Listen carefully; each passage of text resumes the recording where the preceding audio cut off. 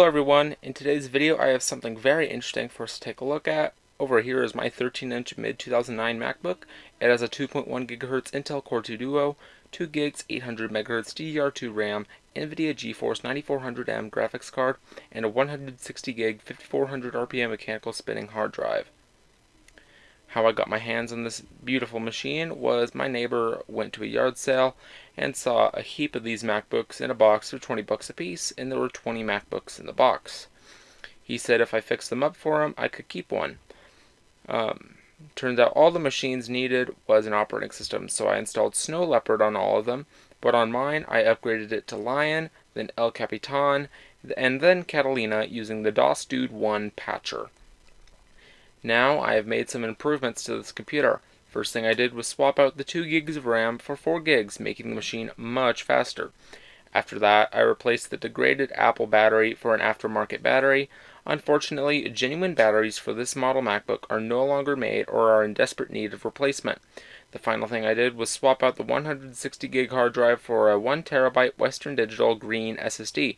This is not the fastest SSD that Western Digital has available, like the blue, red, and black series, but the green series is miles and miles better than the 11-year-old hard drive that was already in the computer. And also, I don't plan on using this computer as a daily driver, but just as a project computer. The last thing I did with this MacBook was replace the thermal paste on the CPU and GPU with my thermal paste of choice, Arctic MX4. Replacing the thermal paste is super complicated on this MacBook because you have to remove various screws of different lengths and widths and have to try to remember where they go. After putting this MacBook back together, I ended up with a bunch of screws where I couldn't find a place for, and one screw that won't screw or unscrew no matter how hard I try. It just sits there and serves no purpose whatsoever. Now, just how well does this computer hold up in 2020? Lots better than any Core 2 Duo Windows laptops, that's for sure.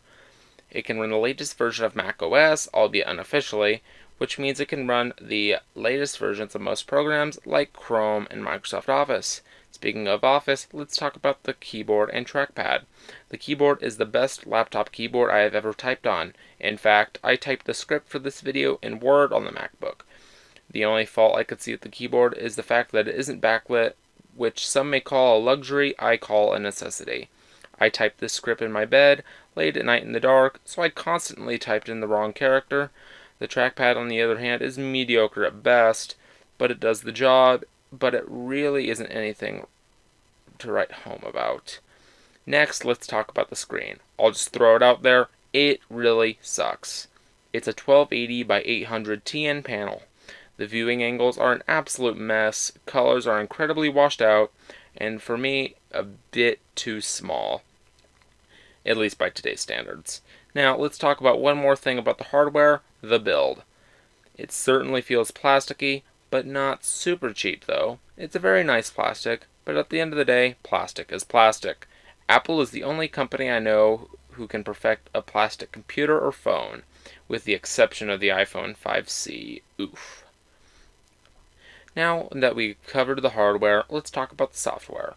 This MacBook officially supports up to El Capitan, but that can be changed using the DOS Dude 1 patcher for Catalina. Now if you decide to install Catalina on this MacBook, make sure it has at least 4 gigs of RAM. Running it on a hard disk drive and 2 gigs of RAM is slower than molasses rolling uphill in January. But for the best experience, I would recommend purchasing an SSD because that will be way more reliable and much faster than a standard mechanical spinning hard drive. Even with El Capitan, you can get the most modern, if not close to modern, versions of apps, but with Catalina, you are guaranteed that application support. For things like web browsing and word processing, this machine will work perfectly fine. But once you try to do more intensive things like photo and video editing and gaming, that is where the age will show. I actually have no idea what video editing is like on this computer, so I'm going to edit this video only on the MacBook with iMovie just to see what it is like editing on an 11-year-old MacBook. Update: no matter how hard I tried to get iMovie working, I couldn't. It just kept crashing every time I tried to make a project, and looking over at the MacBook right now, it just now showed me the error and it crashed like 2 minutes ago. So that's brilliant. So I guess I'll have to edit this in Sony Vegas like all my other videos. Alright, bye. Back to the video. Now, my final word, should you purchase this MacBook in 2020? Obviously, unless you want to start a vintage Mac collection, need an extremely cheap laptop, or have the computer know-how to get it up and running, the answer is no.